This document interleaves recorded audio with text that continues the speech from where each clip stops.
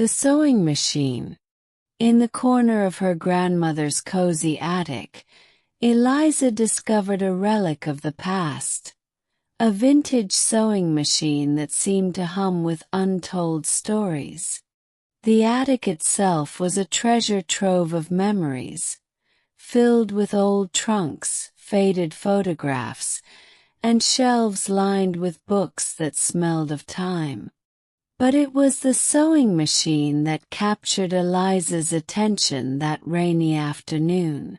Its ornate metal frame gleamed under a layer of dust, and intricate floral patterns etched into its surface hinted at a bygone era of craftsmanship.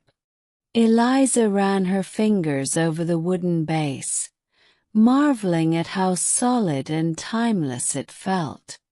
She had come to the attic searching for inspiration for her art project, but this discovery was far more intriguing.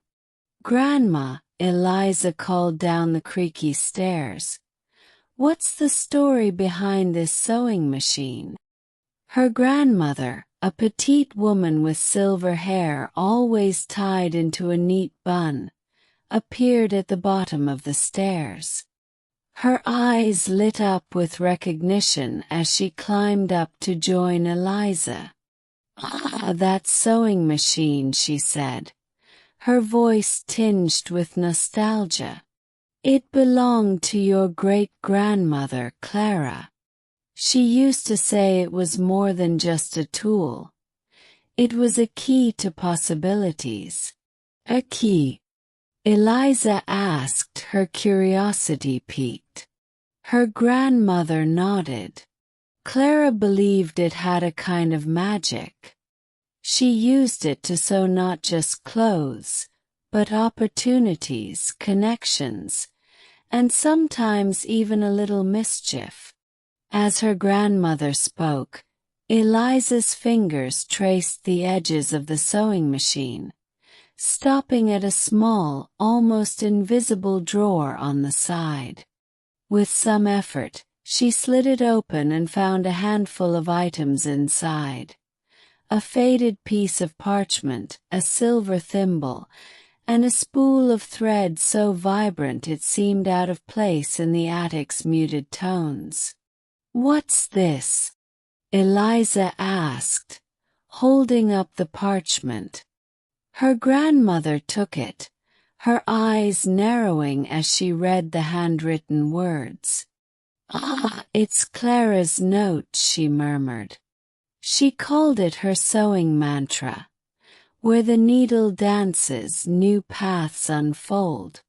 Eliza's eyes widened. "What do you think it means?" "Why don't you try it and find out?" her grandmother suggested with a smile. That evening after dinner, Eliza couldn't resist the pull of the sewing machine. She cleaned it carefully, oiling its mechanisms until the needle moved smoothly. She set up a piece of fabric, threaded the vibrant spool, and pressed the pedal. The rhythmic sound of the machine filled the attic, and as she sewed her first stitch, she felt an unusual warmth spread through her fingers. The fabric beneath her hands began to change. What had been a plain square of cloth transformed into a vivid patchwork, its patterns shifting and rearranging as if alive. Startled, Eliza stopped sewing and held the fabric up to the light. Embedded within the patterns were tiny symbols: a compass, a key, and a tiny house. "This can't be real," she whispered, but the symbols were undeniably there. The next day, Eliza showed her grandmother the fabric. Her grandmother's expression turned thoughtful. "It seems the machine has chosen you," she said. "These symbols are clues, but only you can decipher what they mean." Eliza spent the afternoon studying the fabric, her sketchbook open beside her as she drew and labeled each symbol. The compass seemed to suggest direction, the key hinted at unlocking something, and the house. Perhaps it represented home? But what was the connection? Her thoughts were interrupted when her younger brother, Ben, barged into the attic. "What are you doing?" he asked, his eyes widening at the colorful fabric.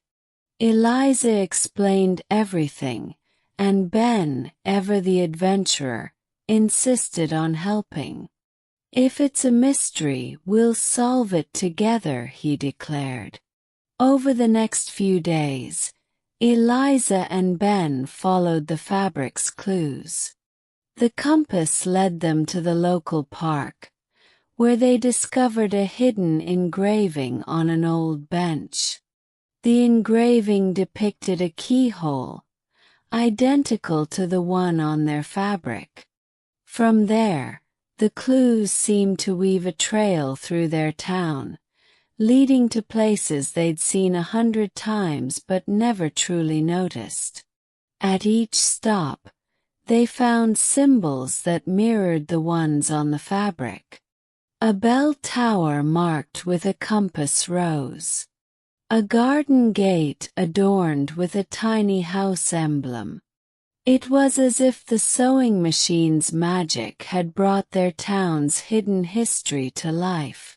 Their journey culminated at an abandoned workshop near the edge of town. The workshop's sign, faded but still legible, bore the name Clara's Creations. Eliza's heart raced as they pushed open the creaky door. Inside, the workshop was filled with remnants of Clara's work. Mannequins draped in half-finished garments, shelves lined with fabric bolts, and a large desk covered in sketches. At the center of the room stood another sewing machine, nearly identical to the one in the attic. "Do you think this was her studio?" Ben asked, his voice hushed. Eliza nodded, her eyes scanning the room. On the desk, she found a journal with Clara's name etched into the leather cover. Inside were pages filled with sketches, notes, and snippets of fabric, each one telling a story of its own.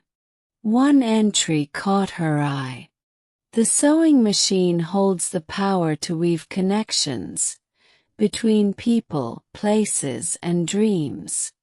Use it wisely, for its threads are as fragile as they are strong." Eliza closed the journal, a sense of purpose settling over her. Clara's sewing machine wasn't just a tool. It was a bridge between the past and the present, a way to uncover stories that might otherwise remain forgotten. Eliza and Ben spent weeks transforming the abandoned workshop into a space filled with life once more. They cleaned every corner, organized the fabrics, and displayed Clara's sketches on the walls. The sewing machine in the attic became their centerpiece, a symbol of creativity and connection. Soon word spread about the newly reopened Clara's Creations. Neighbors stopped by, sharing their memories of Clara and the garments she had crafted for them. Each story added a thread to the growing tapestry of history that Eliza and Ben were uncovering. Eliza began using the sewing machine not only to create beautiful pieces but also to bring people together. She sewed quilts for community events, dresses for celebrations, and even small tokens of kindness for those in need. Each stitch felt like a tribute to Clara's mantra, "Where the needle dances, new paths unfold." One afternoon, as Eliza worked on a quilt for an elderly neighbor. She felt a familiar warmth spread through her fingers. She looked down and saw the patterns on the fabric shifting again, forming new symbols. This time they depicted a bridge, a heart, and an open book. She smiled, understanding the message. The sewing machine wasn't just about uncovering the past. It was about building a future filled with creativity, compassion, and stories yet to be told. As the sun set over the town, casting golden light through the workshop's windows, Eliza paused to admire her work. The sewing machine sat at the heart of it all, its ornate frame gleaming with a quiet kind of magic. Clara's legacy lived on, not just in the fabric and stitches, but in the connections it created. And as Eliza threaded the needle for her next project, she knew that the possibilities were endless. Thank you for listening. Like, subscribe, and share our channel Magic Mingle with your friends to enjoy more magical stories.